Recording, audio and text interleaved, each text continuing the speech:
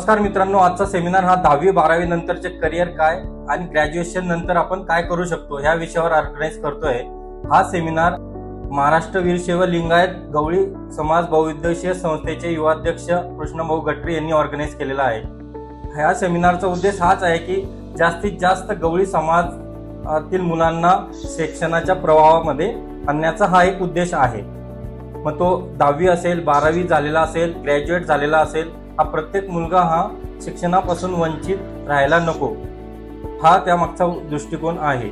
आता 10वी 12वी आणि ग्रॅज्युएशन या तिघही याच्यामध्ये काय काय डिफरन्स आहे हा आधी आपण समजून घेऊया। आजच्या सेमिनारला बऱ्याच ठिकाणाहून ज्येष्ठ मंडळी पण जॉईन झालेली आहे, बरेच विद्यार्थी पण जॉईन झालेले आहे। त्यामध्ये नांदगाववरून गंगाधर औशीकर जॉईन झालेले आहे, राजूभाऊ बिडकर जॉईन झालेले आहे, राजेंद्र गवळी सर जॉईन झालेले आहे, कृष्णभाऊ ऑर्गनायझर आहे त्यामुळे त्यांनी जॉईन केलेला आहे। त्यानंतर सोलापूरवरून मल्लिकार्जुन परळकर सर जॉईन झालेले आहे। त्यानंतर अक्कलकोटचे प्राध्यापक डॉक्टर किसनराव जुकरे यांनी सुद्धा सेमिनारमध्ये जॉईन केलेला आहे। प्लस जळगाव उत्तर महाराष्ट्र विद्यापीठातून प्रकाश लंगोटे सर यांनी जॉईन केलेलं आहे। ओके, सर्वात आधी आपण 10वी, आता जे 10वी पास झाले त्या सगळ्यांचा आधी आपण हार्दिक अभिनंदन करूया। 10वी त्यांनी एक आयुष्यातला टप्पा पार केलेला आहे। 10वी झाल्यानंतर प्रत्येक घरात हा प्रश्न आहे की काय केलं पाहिजे। ठीक आहे, 10वी झाल्यानंतर तर एक साधा प्रश्न आहे, आपल्या पाल्यांना किंवा मुलांच्या मनामध्ये जो प्रश्न आहे 10वी नंतर काय केलं पाहिजे। पहिला मुद्दा तर 10वी पर्यंत शिक्षण हे कंपल्सरी झालंच पाहिजे। होत नसेल तर आपल्या आजूबाजूच्या समाज मंडळींना सांगा की मुलांना शाळेकडे जाऊ द्या, शाळेत घाला। 10वी झाल्यानंतर खूप चांगली अपॉर्च्युनिटी आहे। पहिले तर तुम्ही 11वी 12वी करू शकतात। 11वी 12वी मध्ये पण डिफरंट शाखा आहे। 11वी 12वी जर का तुम्ही शाखा बघितली तर आर्ट आहे, कॉमर्स आहे आणि सायन्स आहे। ओके, हा एक पार्ट आहे। त्यानंतर इंजिनिअरिंग डिप्लोमा हा एक विषय येतो। इंजिनिअरिंग डिप्लोमा मध्ये पण तुम्ही 5 ते 6 शाखा येतात। त्याच्यामध्ये येतं कम्प्युटर इंजिनिअरिंग येतं, त्यानंतर इलेक्ट्रिकल इंजिनिअरिंग येतं, त्यानंतर मेकॅनिकल इंजिनिअरिंग येतं, त्यानंतर सिव्हिल येतं, कम्प्युटर सायन्स येतं। या इंजिनिअरिंगच्या डिप्लोमा इंजिनिअरिंगच्या शाखा आहेत। आपण आता सध्या बोलत आहोत 10वी नंतर काय केलं पाहिजे। ठीक आहे, 10वी नंतर हा एक टर्निंग पॉईंट असतो। एखाद्या विद्यार्थ्याला फक्त इंजिनिअरिंगला जायचं असेल तर त्यांनी 11वी 12वी करण्यापेक्षा जर तुम्ही डिप्लोमाला इंजिनिअरिंगला गेलं तर तो पुढे इंजिनियर डायरेक्ट सेकंड इयरला इंजिनिअरिंगला ऍडमिशन भेटू शकते। हा, एका विद्यार्थ्याने एखाद्याने ठरवलं की नाही मला 11वी 12वी सायन्स करून इंजिनिअरिंगला जायचंय, तसं पण करू शकतात।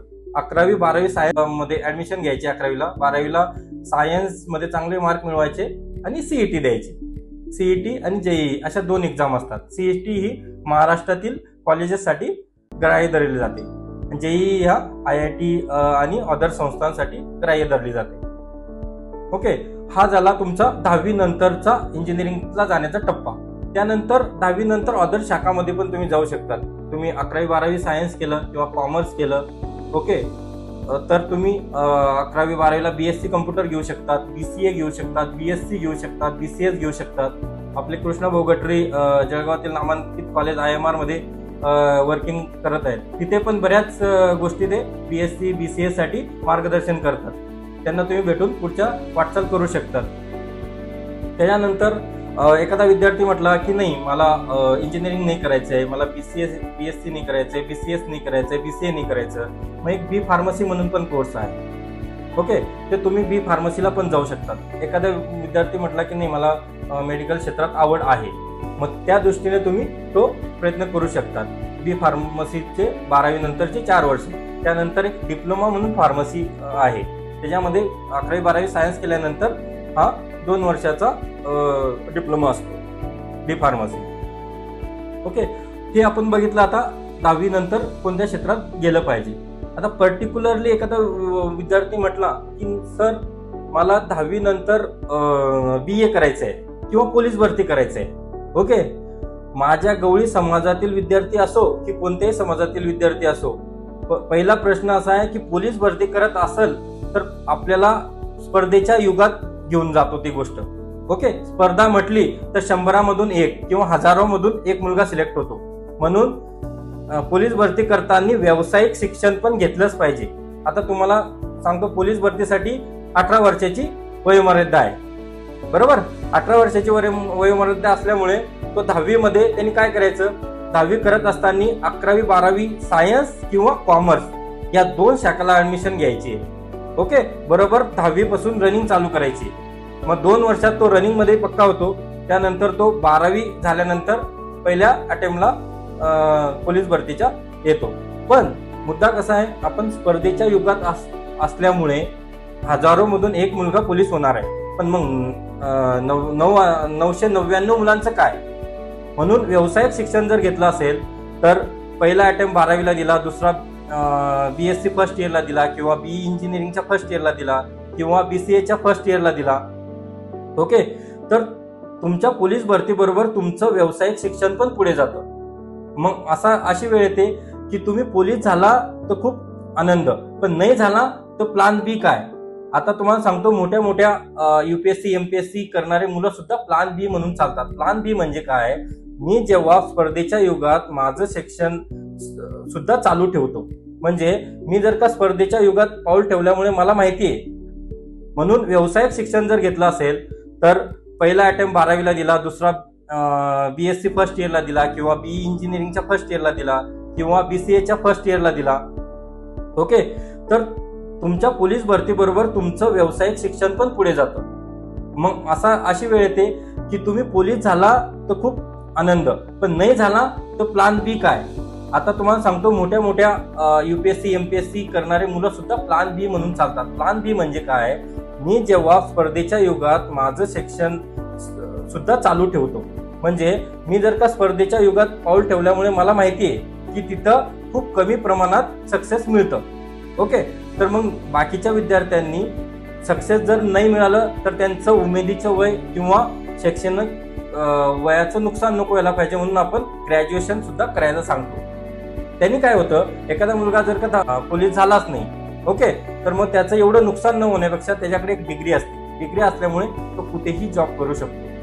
म्हणून माझं विद्यार्थ्यांबरोबर पालकांनाही सांगणं आहे की तुम्ही तुमच्या पाल्यांना किंवा तुम्ही ज्यांना मार्गदर्शन करत आहात त्यांना सांगा, बाबा रे तू पोलीस भरती करतोय, वेल अँड गुड, पण BA ला नको घेऊ ऍडमिशन. तू कॉमर्सला घे, कॉमर्स नंतर BCA ला जाऊ शकतो, BCS ला जाऊ शकतो.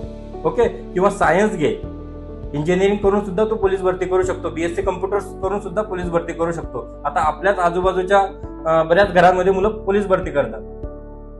केलं पाहिजे, जरूर केलं पाहिजे, स्पर्धेच्या युगात उतरलंच पाहिजे. ओके, पण असं नाही की मी BA करेल आणि 3 वर्ष 11वी 12वी BA करणार आणि नंतर BA करून मी पोलीस भरतीच करत बसणार. मग तुमच्याकडे वय पण नाही राहत, वेळ पण नाही राहत आणि तुमच्याकडे शिक्षण पण नाही राहत. या गोष्टी पालकांनी पण आणि विद्यार्थ्यांनी पण लक्ष ठेवायला पाहिजे. तसं केलं तरच आपला विद्यार्थी शिकले तर विद्यार्थ्याच्या घरादारातले लोक त्यांची प्रगती होणार, त्या घराची प्रगती झाली, ऑटोमॅटिकली आपला समाज पुढे जाणार. या सेमिनारचा एकच उद्देश आहे, जास्तीत जास्त गवळी समाजातील मुलांना शिक्षणाकडे वळवणं. त्याच्याच बरोबर जे मुलं शिक्षण घेत आहेत त्यांना प्रॉपर वे मध्ये शिक्षणाला मार्गदर्शन करणं. ओके, आता आजूबाजूच्या गावांमध्ये कसं चालू आहे, मुलं पोलीस भरती करतात, पोलीस भरती केल्यानंतर 5, 6, 7, 8 वर्ष निघून जातात. मग त्यांना माहिती पडतं की नाही यार, आपले शिक्षण पण नाही झालेलं आहे, आपण पोलीस भरती करतोय, आपला नंबर नाही लागलेला आहे. आपल्याला दोघीही गोष्टी बरोबर घेऊन चालायच्या आहे. काही असं आपण मुलांना डिमोटिवेट करत नाहीये. ओके, या सेमिनारचा उद्देश एकच आहे, जे करणार ते सक्सेस मिळवण्यासाठीच करायचं. आता तुम्ही म्हणणार की मी स्पर्धेच्या युगात आहे, मग मला सक्सेस कसं मिळणार. 1% सक्सेस आहे स्पर्धेच्या युगात.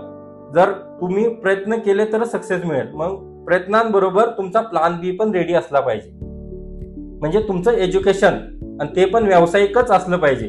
BA हे व्यावसायिक शिक्षण नाही. बरेच मुलं म्हणतात की BA मी करणार आणि मग मी कुठल्या तरी टेम्पररी कॉलेजला ऍडमिशन घेणार, तिथं मला जाण्याची गरज नाही. ते खूप चुकीचं आहे. कॉलेज हे सिरियसलीच केलं पाहिजे. 10वीच्या मुलांनी उठून सकाळी 4 तास, 2 तास, 3 तास रनिंग केली पाहिजे, तर तुम्हाला 12वी नंतर पोलीस भरतीमध्ये अपेअर होता येईल आणि तुम्हाला सक्सेस मिळू शकतं. त्याच्याबरोबर तुमचं जर का एज्युकेशन असेल, तुम्ही BA करा, BSc करा, BCom करा, BCS करा, इंजिनिअरिंग करा, ओके, हे व्यावसायिक शिक्षण त्याच्याबरोबर असलं पाहिजे. आता राहिला प्रश्न तुमचा 12वी. आता एखादा मुलं म्हणतात 11वी 12वी माझी झालेली, 12वी नंतर काय करू. आता पहिला प्रश्न तर आहे, 12वी मध्ये तुम्ही कोणत्या स्ट्रीम मध्ये केली. तुम्ही 12वी BA मध्ये केली, BCom मध्ये केली का सायन्स मध्ये केली. ओके, जर का तुम्ही सायन्स मध्ये केले असेल तर भरपूर शाखा उपलब्ध आहे. तुम्हाला 12वी सायन्स केले असेल तर इंजिनिअरिंगला तुम्ही मॅथमॅटिक्स सब्जेक्ट ठेवला असेल तर इंजिनिअरिंगला जाता येतं. ओके, त्यानंतर तुम्ही फार्मसीला पण जाऊ शकतात, BE फार्मसी. त्यानंतर BTechला जाऊ शकतात, BScला जाऊ शकतात, BCSला जाऊ शकतात, BCAला जाऊ शकतात. अशा अनेकविध व्यावसायिक शाखा ह्या 12वी नंतर अवेलेबल आहेत. आता एखादा विद्यार्थी म्हटला की मी 12वी कॉमर्स केलेलं आहे, मग त्याच्यासाठी सुद्धा BCom हा चांगला पर्याय आहे. BCom नंतर MBA पण करता येतं. ओके, एखादा विद्यार्थी म्हटला मी कॉमर्स केलेलं आहे, माझी कॉमर्स बरोबर मी पोलीस भरतीची पण तयारी करतोय, वेल अँड गुड. किंवा काही मुलं म्हणत असतील 12वी केलेली आहे, मी BSc करतोय आणि स्पर्धा परीक्षेची तयारी करतोय, वेल अँड गुड. ओके, तुमच्या शिक्षणाबरोबर तुमचं स्पर्धा परीक्षेचा अभ्यास केला पाहिजे. असं नाही की मी पूर्ण वेळ स्पर्धा परीक्षेचा अभ्यास करतोय आणि मी शिक्षण हे कुठेतरी BA केलेलं आहे. खूप चुकीचा संदेश आहे किंवा खूप चुकीचं मार्गदर्शन आहे. BA हा ऑप्शन राहू नाही शकत. आपल्या गवळी समाजामध्ये NT असल्यामुळे NTB मध्ये आपला गवळी समाज मोडतो. ओके, त्यामुळे त्याचा खूप फायदा होतो. तुम्ही इंजिनिअरिंगला गेलं किंवा डिप्लोमा इंजिनिअरिंगला गेलं किंवा कोणत्याही व्यावसायिक शिक्षणाला गेलं तर खूप माफक फी लागते. ओके, म्हणजे आपल्याला तो एक फायदा आहे. असं नाही की शिक्षणाला खूप खर्च आहे म्हणून मी कुठेतरी कॉमर्स किंवा BAच्या कॉलेजेसला ऍडमिशन घेतली नाही. तुम्ही व्यावसायिक शिक्षणालाच ऍडमिशन घेतली पाहिजे. मग ते व्यावसायिक शिक्षण ते इंजिनिअरिंग असो, कॉमर्स असो, BSc सायन्स असो, BCA असो, BSc कम्प्युटर असो, कोणतेही असो, हा एक तुम्ही मूळ मुद्दा लक्षात ठेवला पाहिजे.